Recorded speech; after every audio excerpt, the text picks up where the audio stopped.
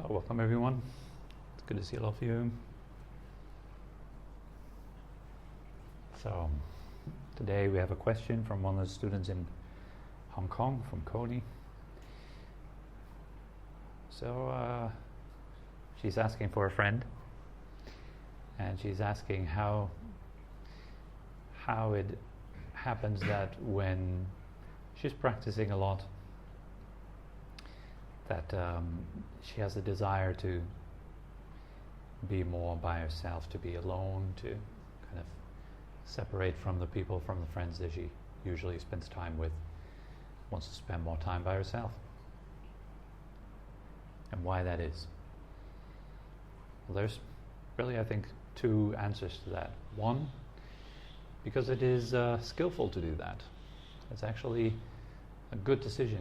When you're on the path and you're practicing, you're developing, cultivating mindsets that the majority of this world has simply no interest in.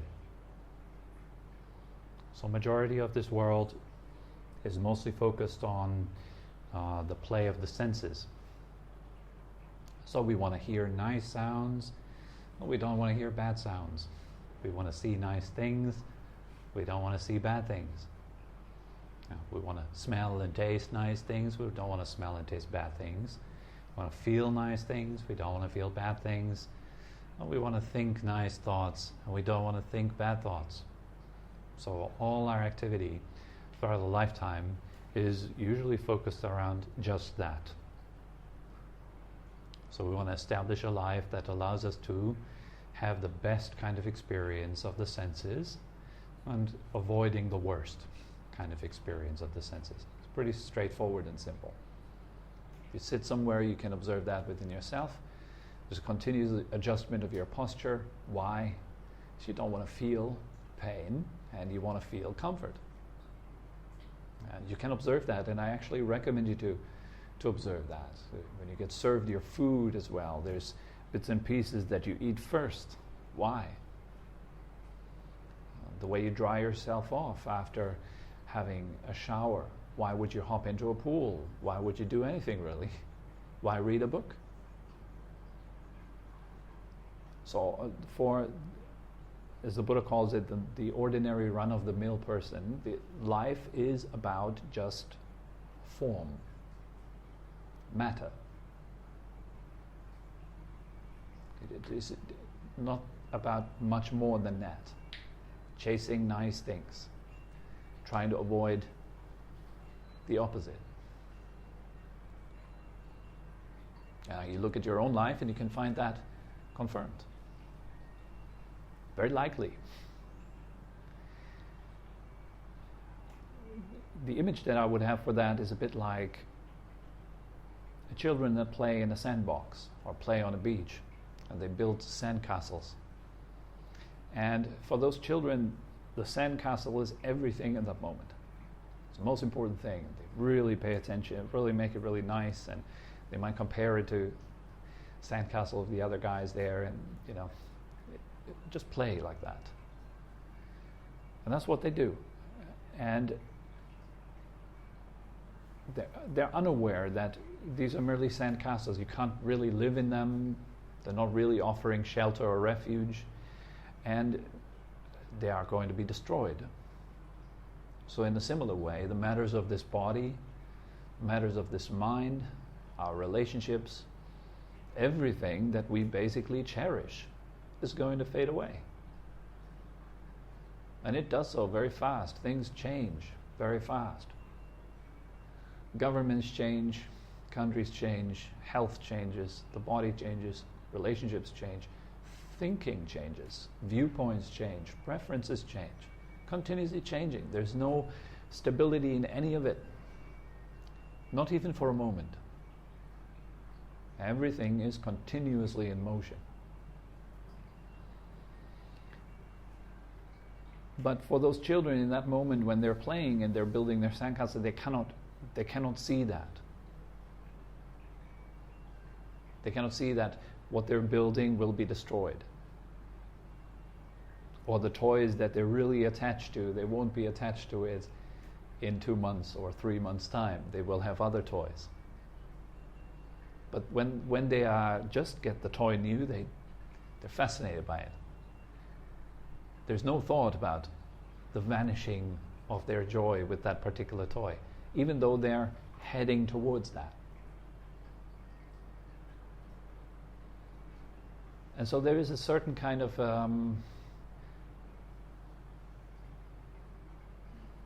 avoidance of looking at the nature of life. We don't really want to face the fact that we are all dying, and that the things that we love are dying, and the situations that we're chasing don't last. And because of that, we get heavily attached to these things. We become very possessive. We become very identified with our bodies, for example. Feeling very much, I am a body. I am a man, I'm a woman. Feeling very much that I must be beautiful, I should be handsome. And a bit of change in the body feels terrible. Like losing health or losing your ability to do things that you could do before. We don't like that. We don't want to face that. So we tend to look away and distract ourselves for as long as we can. We're using a whole lot of things to achieve that.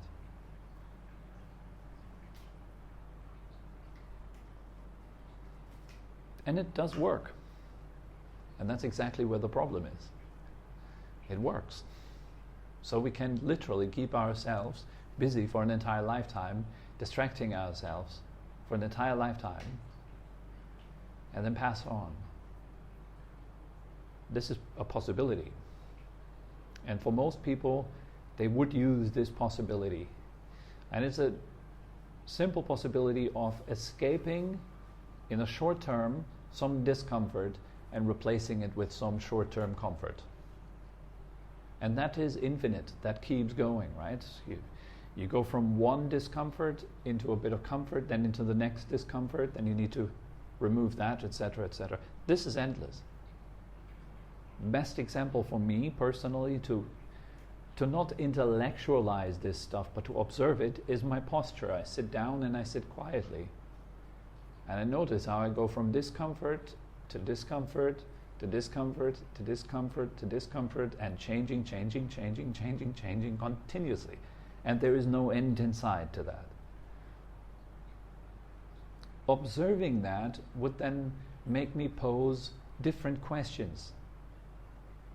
For example, is there such a thing as a more permanent kind of comfort? Could I find a state, or is there such a state that gives me a more permanent type of happiness, other than just a passing, fleeting moment of joy and then another one and another one? Is there something that's a bit more stable, a bit more reliable than a sandcastle?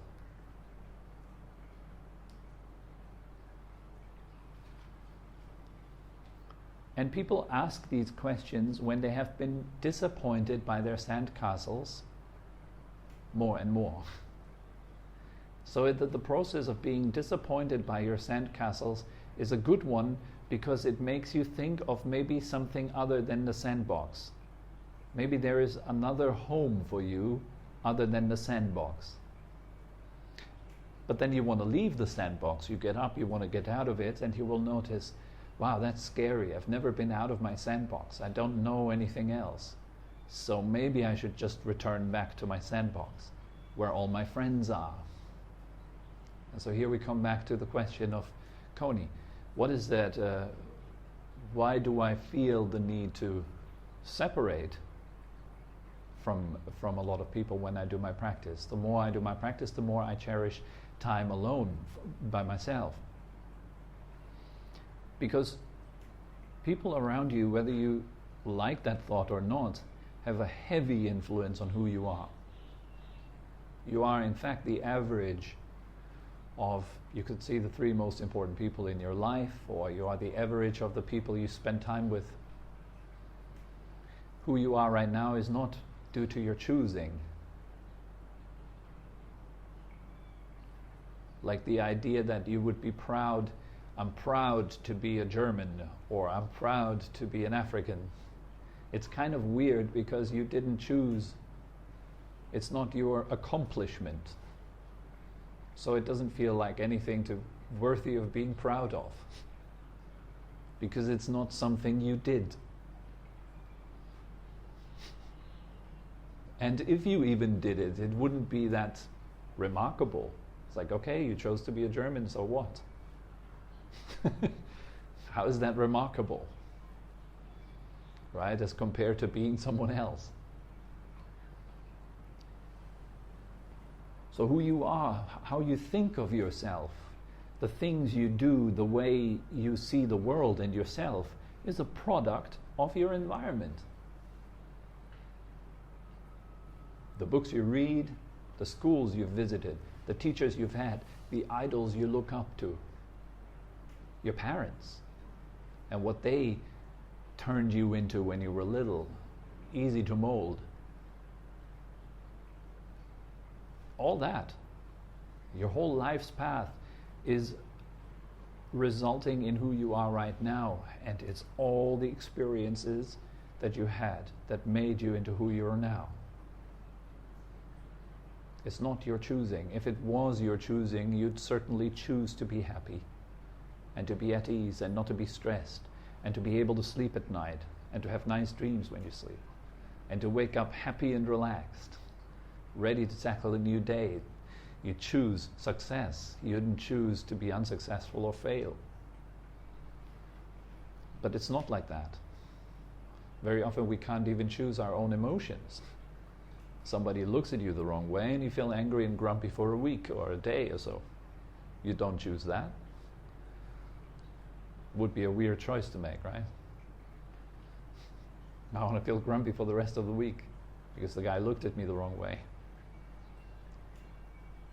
I would never make that choice. It would make me sick. Wouldn't be a good thing to do.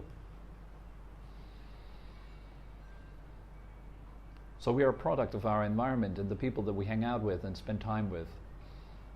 Therefore, it's been a custom of those who desire to go beyond the apparent physical experiences of this world and seek something that goes beyond that. You need to associate with people who are seeking the same. And there are fewer people like that. It's not everyone's goal to sit quiet for an hour and look at themselves and understand themselves. This is not as popular as a football game. A football game is way more popular. You won't have a stadium of people sitting absolutely still for 1 hour looking at themselves, trying to understand what's going on, or why they feel the way they feel and why they think the way they think, and releasing things that cause them pain and suffering, and cultivating things that give them happiness and joy and lift them up.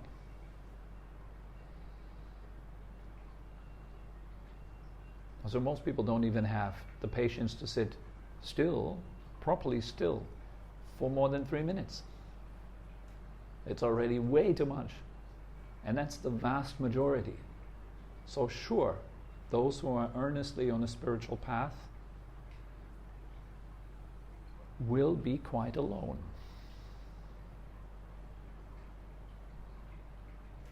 Because you're going into a completely different direction. The entire world is going left, you go right. And you will have a few companions on the way. It's not that you're totally alone, but the higher the level, the more alone you'll be on that level. That might sound harsh, but it is also the case that when you're reaching the higher levels, you feel completely connected with everything there is. That is the other side of it.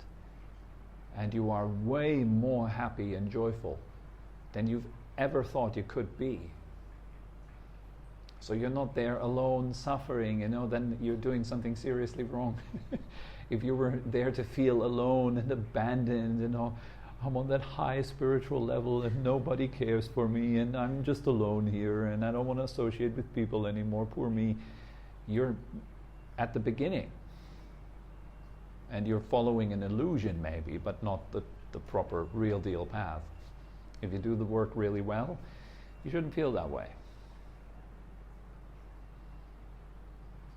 You should be quite uplifted. And very often it feels like every time you reach a higher level on the path and your meditation deepens, your reflection deepens, you will notice, you will find fewer and fewer people that you can exchange with.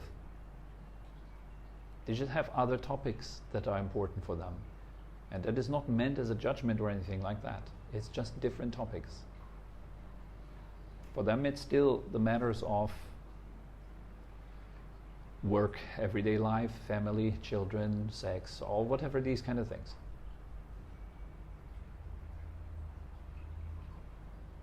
The how do you call it? The mainstream topics. The mainstream topics, yeah. What are the mainstream topics? You know them. The small talk of every day, you know. The thoughts in your head about yourself and the world and all that kind of stuff. If you want to get out of that, you have to get out of that. And then you will suddenly notice, wow, okay, these kind of topics, they are not my topics anymore. But they are, unfortunately, the topics of the masses.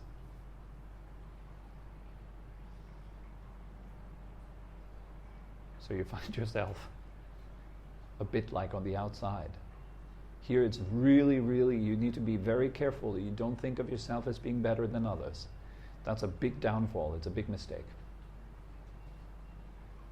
Like, ooh, I'm so spiritual, and all these guys around me, they're just so worldly. Ugh. Look at them playing with their sandcastles, and here me with my heavenly spheres and divine ideals. You're off track. As soon as you feel better than others, you're off track. As soon as you feel worse than others, you're off track. As soon as you feel the same, you're off track. It leads me to the second reason why you might search out, or you might even want to search out a bit more of an isolation, or choose your friends carefully. Maybe that's a better way of formulating it. Choose how you spend your time with more care, and who you associate with more care. On the other hand, why do we feel like I want to spend more time alone, I don't want to spend time with other people? Because you're not present. That's the other reason. You still have wanting and not wanting. You still have preferences. As long as you're following preferences, you're not on the path. You might be sitting there in your room. You might think, oh, I just don't want to spend time with these people anymore. I just want to be more and more alone. In that moment, you are oblivious to the reality. You're making yourself into someone. You're not empty and open. So you want to keep your mind empty and open instead of coming to conclusions and following wanting and not wanting, following preferences, etc. So instead, pay attention to what's going on right now. You might be with someone, pay attention. You might be alone, pay attention. Stay present. Always when I'm with people, then blah, blah, blah, blah. You're forming a conclusion. Abandon it. And instead come back to the present moment. Be right here, right now.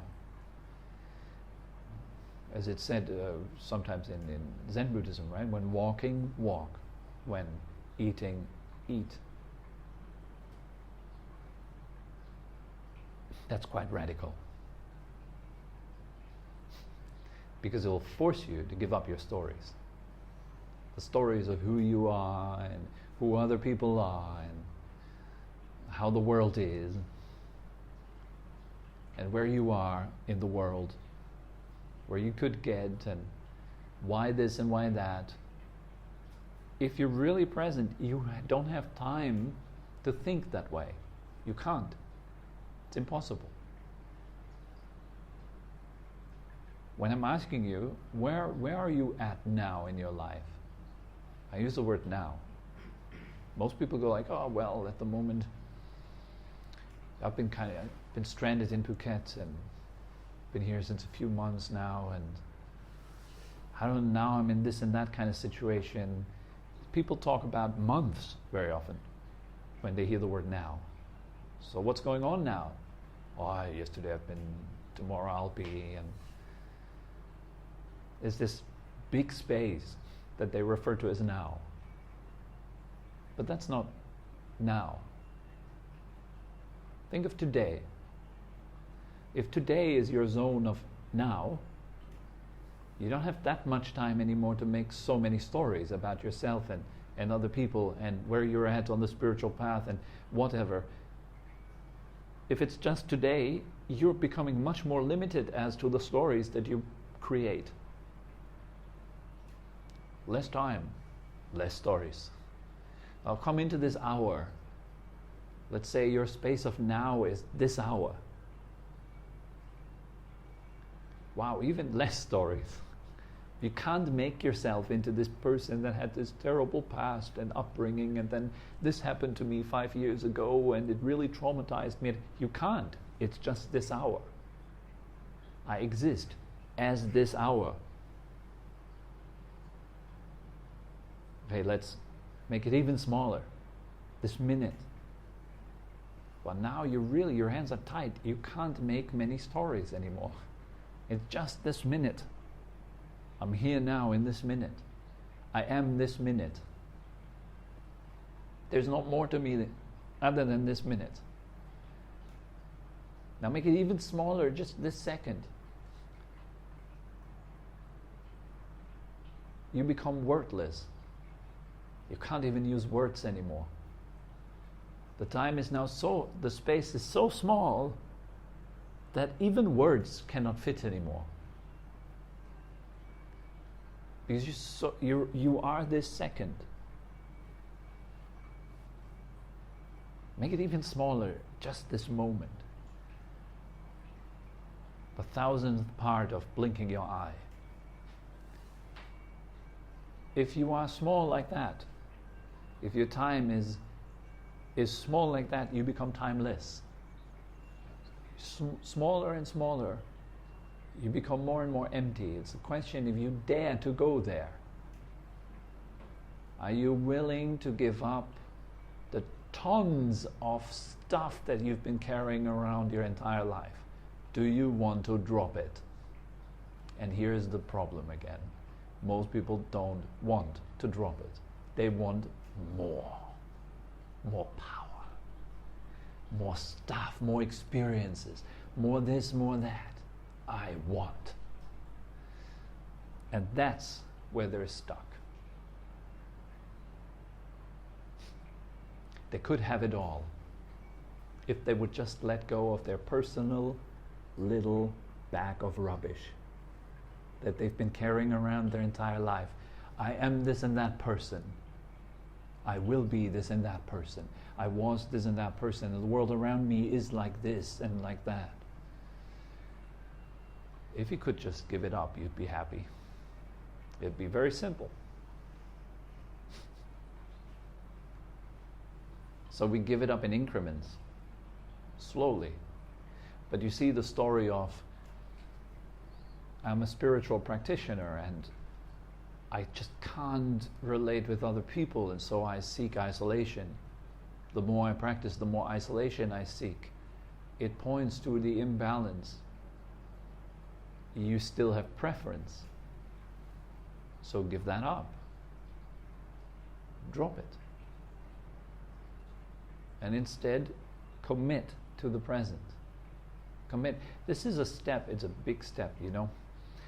For a Christian mystic, a practitioner who goes into mysticism and cultivates that to the highest point, trying to find God, not only find God, but merge with God. In order to merge with the all, with everything there is, you have to give up your little tiny separate self and all that belongs to it. And that's why most people don't want to do it. They don't want to really be one with God, because it would mean that they would have to die. and all their stuff would have to go. All the things that they're attached to, that they like and dislike, they would have to abandon it. And God waits for you at the other end of that. That's why there's so few earnest practitioners, because it would actually be that what's needed of you. To just give up. To surrender. To take your little self and let it merge into the big self. And then let that merge into nothingness. Into empty knowing. So it's a gradual emptying out. It's probably one of the reasons why one of my teachers said that the path is one of subtraction, not addition. You become more and more light, not more and more heavy. That leads you to enlightenment. So you're becoming more light, as in weight and as in luminosity. The more stuff you collect around you, the more shadows you will have. If you take all those shadow things away, then the light will freely radiate in all directions without obstacle.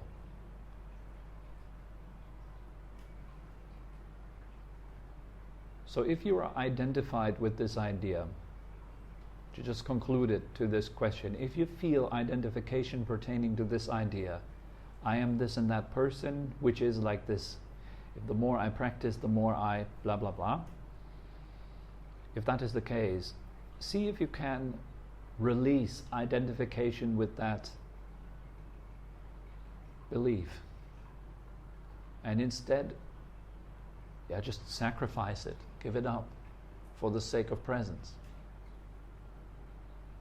So you come more deeply into the reality of this moment, and you observe what's really going on beyond the formulation that your mind made about this situation that you think you're in. So I hope that made sense. All right then, I think it's good enough for today. Thank you very much for coming. Have a good week.